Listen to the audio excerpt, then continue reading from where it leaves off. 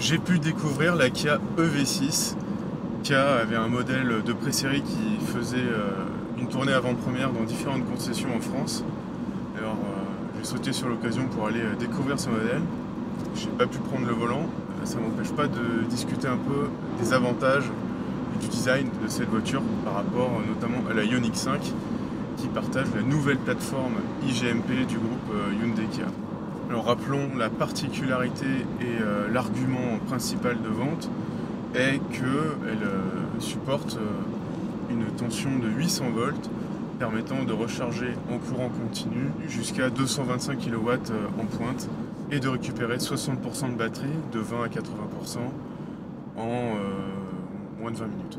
Ce que je trouve très intéressant avec cette évolution de l'industrie et les nouvelles plateformes électriques, c'est de découvrir petit à petit quels vont être les designs des nouvelles voitures libérées de toutes les contraintes d'avoir les réservoirs, les moteurs thermiques devant, les lignes d'échappement et j'en passe. Les plateformes électriques permettent une créativité bien supérieure pour les designers. On a pu en voir un très très bel exemple avec le Hyundai Ioniq 5 qui est basé sur la plateforme iGMP et qui propose aussi quelque chose vraiment de très intéressant avec le V6. Le V6 n'est pas une Ioniq 5 recarrossée, hein, c'est des proportions qui sont différentes. On a un empattement donc, entre les roues avant et les roues arrière qui est 10 cm plus court, mais la voiture est plus longue, donc on a un porte-à-faux, donc un arrière qui est plus long, plus fuyant. La voiture est aussi moins haute, de 5 cm, on est autour d'1,50 m, donc on a vraiment un aspect de grosse berline, un genre de berline surélevée. Ça me fait penser un peu à la Polestar 2 ou dans une moindre mesure à ce que BMW avait essayé de faire avec les séries 3 GT et série 5 GT, mais en beaucoup plus réussi. Je sais pas vraiment, je pense pas qu'on puisse dire que cette voiture soit un SUV, ni même un crossover. C'est pas une berline coupée telle qu'on a tendance à les voir maintenant avec la nouvelle Peugeot 508 ou la Volkswagen Arteon. C'est une berline un peu telle qu'on pouvait l'imaginer il y a encore 15 ans. Pas trop basse, accessible, spacieuse et avec un haillon pour faciliter le chargement des objets dans le coffre. Donc le V6, c'est la première Kia en Europe qui est dessinée autour du nouveau logo. Et c'est peut-être un détail, mais je trouve que ça lui va particulièrement bien. Concernant l'intérieur de la voiture, on ne perd pas du tout de place par rapport à une Ioniq 5. On a même un petit peu plus de coffre à mon avis. Le fait d'avoir un empattement plus court ne se ressent pas du tout concernant la place à l'arrière. On a vraiment beaucoup de place. C'est une voiture qui est très grande, hein, surtout très large, 1,88 m. Donc forcément on a beaucoup de place. Le traitement de la planche de bord est un peu plus consensuel par rapport à la Ioniq 5. On a un double écran de la même manière mais avec des bords noirs, donc ça fait un effet black panel comme Mercedes le fait depuis peut-être une dizaine d'années maintenant. C'est très réussi.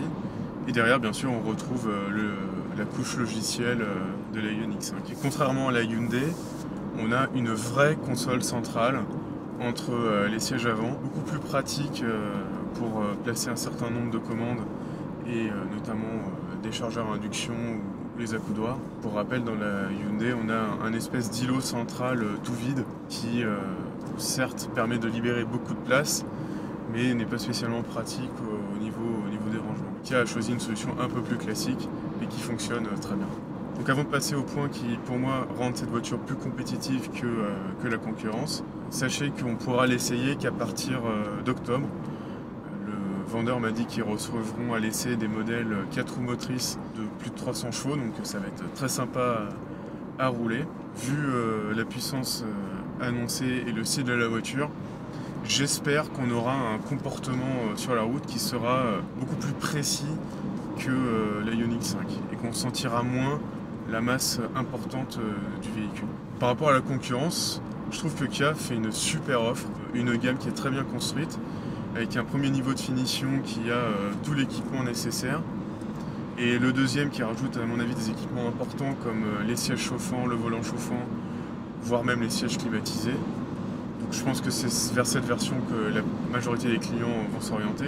Pour le lancement, on a une offre de location longue durée très bien faite, à plus de 15 000 km par an, pas spécialement avare en kilomètres. Une offre qui a moins de 300 € par mois, donc avec un apport à mon avis négociable. Kia joue une très belle carte. Mais la plus belle carte qui a été jouée par Kia sur cette voiture, c'est la batterie et l'autonomie.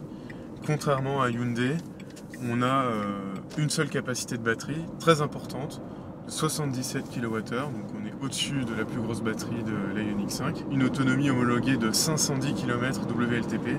Et là aussi, on est vraiment au-dessus de ce que fait la concurrence à ce prix, Tesla y compris. Donc vraiment super travail de la part de Kia. Moins de 45 000 €, on va dire, négociés. On aura vraiment quelque chose de très intéressant comme autonomie sur ce véhicule. Donc, par rapport à la Model 3, on a un véhicule qui est plus spacieux et plus pratique, et à mon avis un intérieur qui est un peu plus sympa. Par rapport à la Model Y, on a un véhicule qui est bien moins cher, qui a plus d'autonomie. Par rapport au Skoda Enyaq, on a un peu plus d'équipement pour le prix et des performances aussi supérieures.